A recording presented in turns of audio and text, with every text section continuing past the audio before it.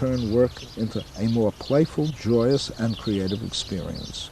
They're not all identical terms, but they are a constellation. Play can be frivolous, obviously. Creativity, well, that is arguable as to what is creative and what is not. But in addition to that, I would like to see work be more expressive of the human mind, of human rationality, of human sensibility, of human spirituality. I think that that can be done, and I believe I speak in this respect for social ecology or social ecologists, in the sense that, one, we would begin to vary work, vary it. The monotonous form of work that we have today in the modern industrial system would be replaced by rotation of work. Now, I'm distinguishing this from labor, work as a creative expression. It would be varied. It would go from books to gardening, if you like, so to speak, just to take that as a case. I believe a brain surgeon who does nothing but brain surgery day in and day out has become a slave to his scalpel and to his technology. Okay? I think it's wonderful for people who are brain surgeons, for argument's sake, to go out and do some spading. It will do them good. It will do them good, and they'll do their brains good, and it'll do their mentality good.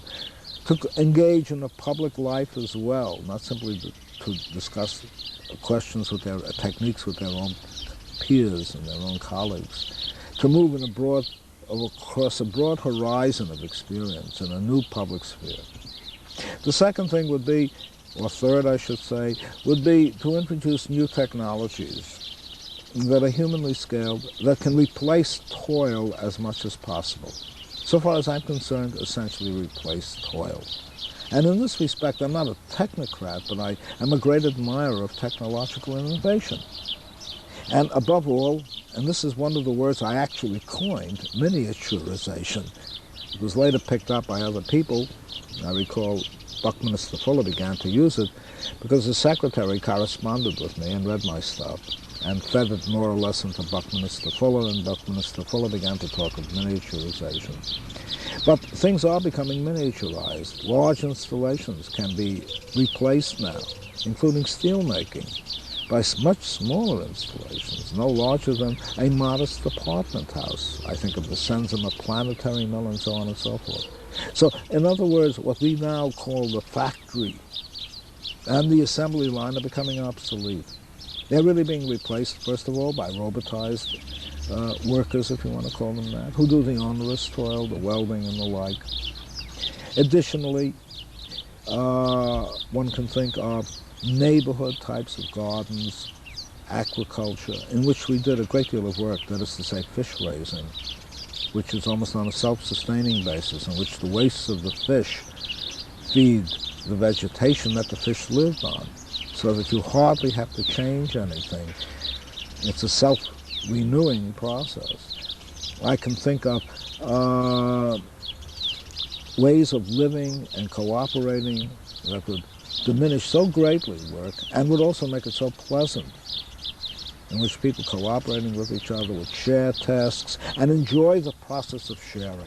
It's not just a question of working, but enjoy the process of sharing. And developing communities artistically and delicately tailored to the ecosystems in which they are located.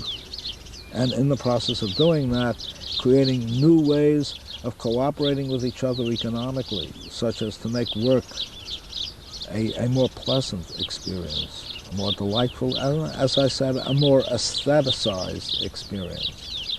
I can think of these various opportunities as well as let me repeat, the new technologies that can be developed on a human scale.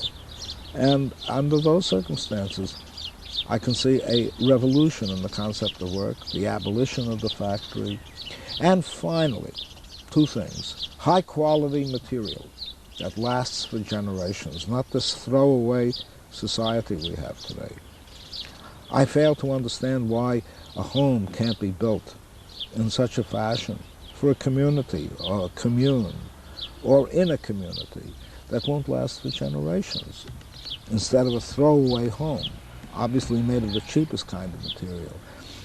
I can think of wares, dishes, furniture, a structural material of that kind, that can last for generations, so that there is even a beautiful continuity between past and present.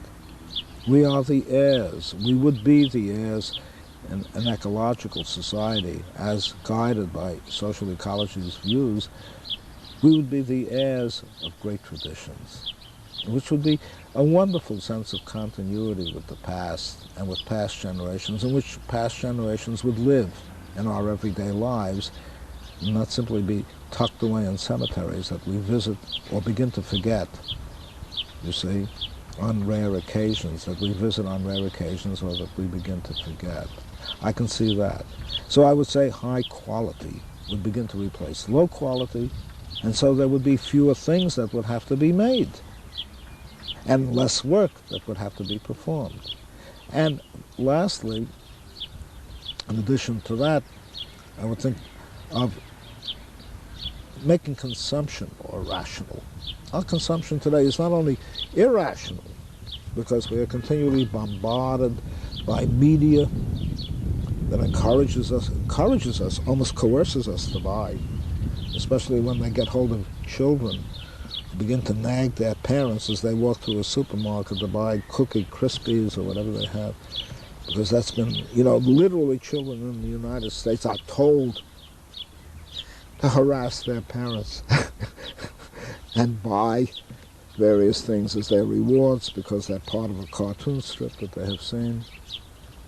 And I would think that our consumption would now become not only more rational, because we consume today very irrationally, not because we are inclined to be irrational, but because the media bombards us with these irrationalities, but because also a more limited, rational form of consumption would be more healthful. In the United States, the great majority of adults are overweight.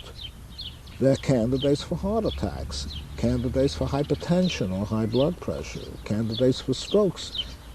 They lumber around and they continually engage in very hard work trying to reduce weight, when to a great extent they wouldn't have this problem if they ate, consumed, and used things in a much more rational way.